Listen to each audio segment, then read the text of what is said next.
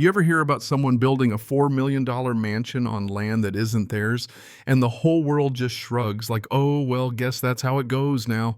Yeah, that happened to me. Picture this, a dream home rising on the very patch of dirt where I was supposed to build my own. Only it's not just a property line that got crossed, it's a whole history quietly buried.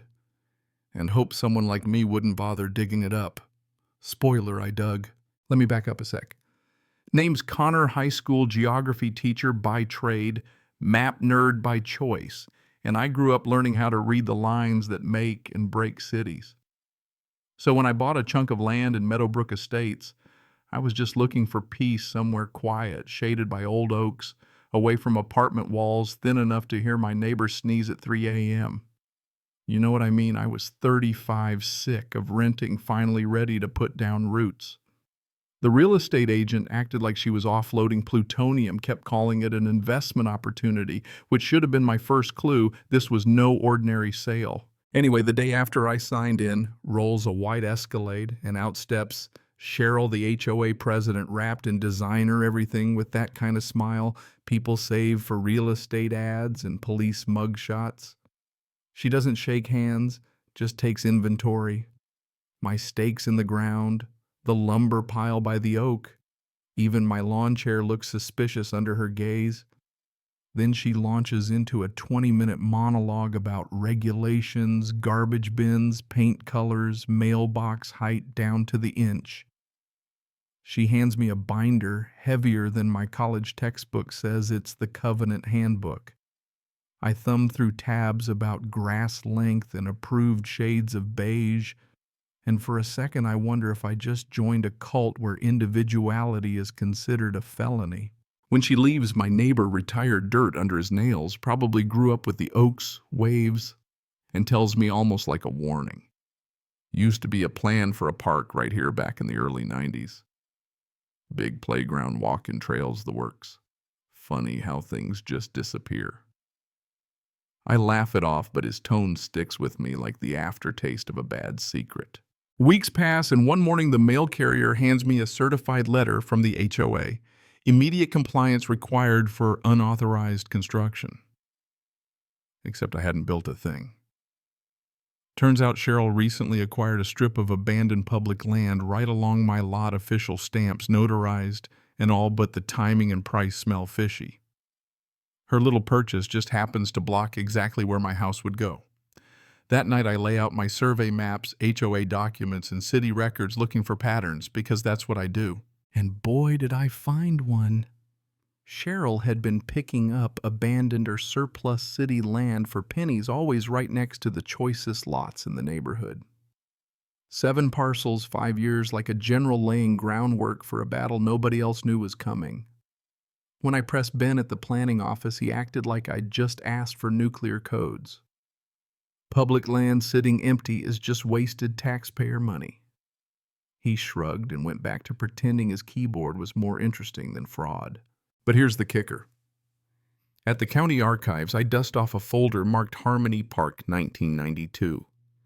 Turns out the neighborhood was supposed to have a public park, playground, trails, picnic tables, fully funded, built used for years, and then erased.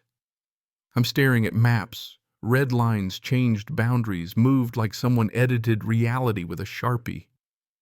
The site of Cheryl's mansion dead center of what used to be Harmony Park.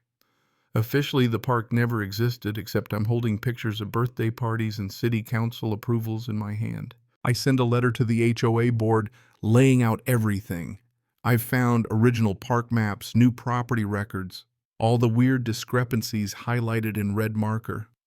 The receptionist at the HOA office doesn't look up when I hand it over. 2 days later, Cheryl calls. Her voice is syrupy sweet, but it sounds more like a threat than an invitation. Let's chat privately, she says, like we're negotiating a hostage exchange. I say I'll wait for the board meeting. She drops the act voice ice cold. Some things are better handled through proper channels. I know what that means. The retaliation starts fast. Suddenly I'm cited for excessive grass height. It's short, improper trash can placement, same spot as always, and unauthorized vehicle parking in my own driveway. My mailbox is now a war crime. Neighbors start avoiding me. Old Mrs. Parker across the street, who once brought zucchini bread, hustles her grandkid inside when she sees me. Flyers show up on windshields. Concerned residents, is our neighborhood safe? All but naming me as public enemy number one. Social exile courtesy of Cheryl's rumor machine. It gets to me, I won't lie. I'm a teacher, not a spy. I'm gathering evidence, documenting everything, building a case with the help of Frank, a sharp, quietly tough lawyer a friend recommended. Frank's office smells like old paper and quiet confidence. He reads my stack of documents, nods, and says, "Connor, this isn't just about your lot. If these park records are right, this is fraud. Big fraud. The kind that brings down more than an HOA president. He warns me once we start, there's no going back. Things get uglier." My truck's tires are slashed all four one Tuesday morning. No witnesses, no camera footage, just the message, "You're not welcome here." Frank asks if I want to file a police report. I say no. I want to go nuclear. We file suit, fraudulent property acquisition, demand a full investigation into the missing park. The first court hearing, it's brutal. Cheryl's lawyer, slick, expensive, deeply connected, paints me as a conspiracy nut with a grudge. This is a property dispute, not a crime, he says. The judge, bored and unsympathetic, tosses our case pending substantial new evidence. Cheryl's smile outside the courtroom says it all. You lose. Thanks for playing. That night, I nearly give up. Then Frank calls Voice Electric. I found the city council minutes. The park wasn't just proposed, it was built, used for years. Now, this isn't about old paperwork. It's about a community's memories bulldozed and paved over. Frank digs up Richard Davies, the old HOA maintenance chief, who admits he watched Cheryl systematically destroy the park, condemn the swings, closed paths, called picnic tables public nuisances. Bit by bit, she made it vanish, then classified the land as abandoned, erased it from records, and started snapping up parcels cheap. Richard hands over faded photos, kids on swings, families at picnics, right where Cheryl's swimming pool now gleams. My anger turns to resolve. This isn't about property lines, it's about a whole neighborhood's heart stolen and replaced with a mansion. Second hearing. The courtroom is packed, parents, retirees, kids who grew up without knowing what was taken from them. Frank presents the evidence, council records, photos, maintenance logs, with Cheryl's signature on every condemnation.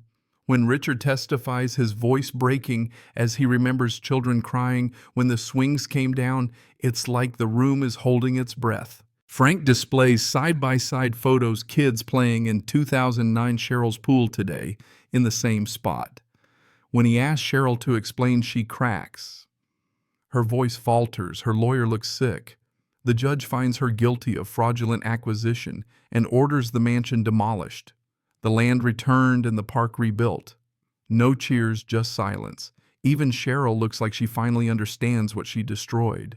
6 months later, I'm standing in the new Harmony Park watching kids run past where Cheryl's front door used to be. Laughter rings out, pure, joyful, the kind of sound that sticks in your memory long after you leave. There's a plaque, Harmony Park Restored 2024, for all our children. It's not about me or even the land, it's about fighting for something bigger. Cheryl thought she could buy memories. She was wrong. Some things money can't erase, and sometimes a whole community remembers together. Now, I gotta ask, if you saw something like this happening in your town, would you walk away or dig until you found the truth? Let me know in the comments where you stand on justice, community, and what's worth fighting for.